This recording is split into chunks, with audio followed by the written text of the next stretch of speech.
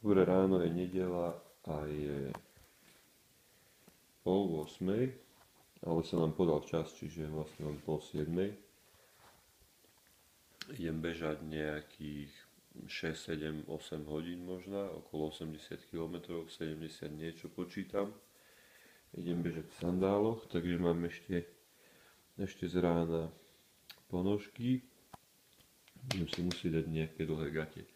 Beriem so sebou Glide, aby ma neošúchali gate, ak ma budú šúchať nejaké prachy. Tu sú solné tabletky, ktoré vlastne vyzerajú ináč. Vyzerali by takto, ale je to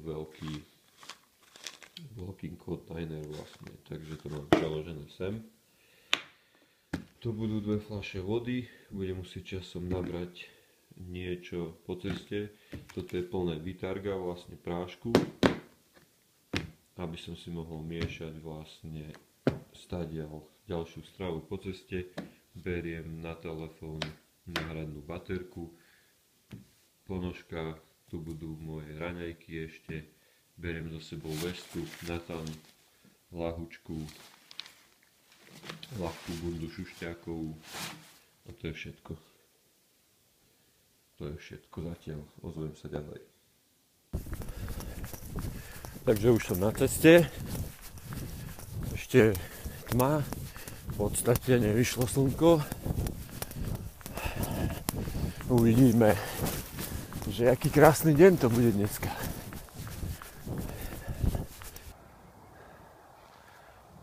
Teraz mám asi 5 km a tu sa pasú srnky.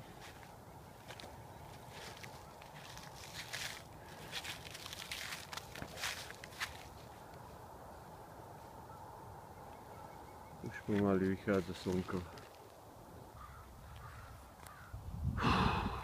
Tu som pri Bow River.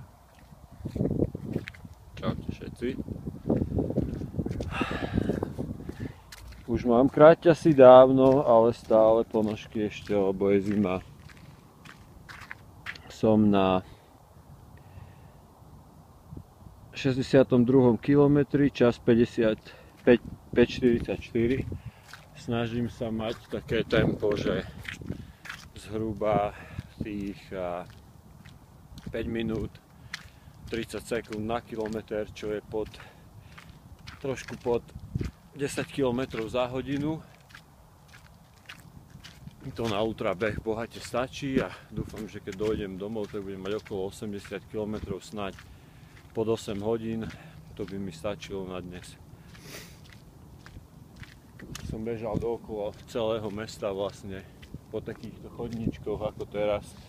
Ono by sa ani nedalo povedať, že to je asfalt, pretože všade je sneh a ľad ešte stále. Vlastne okolo celého Calgary sú takéto chodníčky, po ktorých sa dá behať.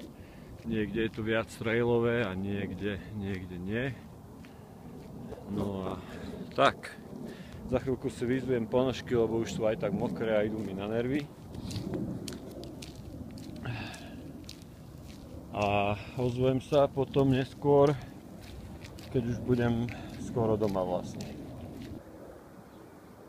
Tak hotovo, už som doma, tu je Alicka. Nedeľný beh odbehnutý, čiže 80 km, 7 hodín, 22 minút. A priemerne som mal 5 minút, 32 na kilometr, spálil 6000 kalórií. Krásny nedeľný tréning za nami. Čaute všetci.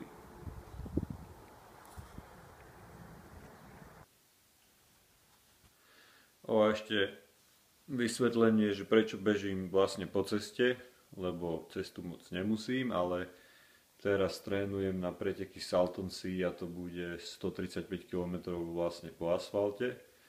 Takže sa snažím behať, aby som mal rovnaké tempo, držať ho čo najstabilnejšie a vedel bežať vlastne po asfalte dlho a trošku, aby ma to bavilo. Tak s tým trávim viac času a nakoniec v horách je ešte stále kopu snehu, takže tam nemá cenu nejak chodiť s tým, že hľadať nejaké stabilné tempo a tak ďalej. Keď je tam po kolena snehu, to sa nedá ešte behať až tak.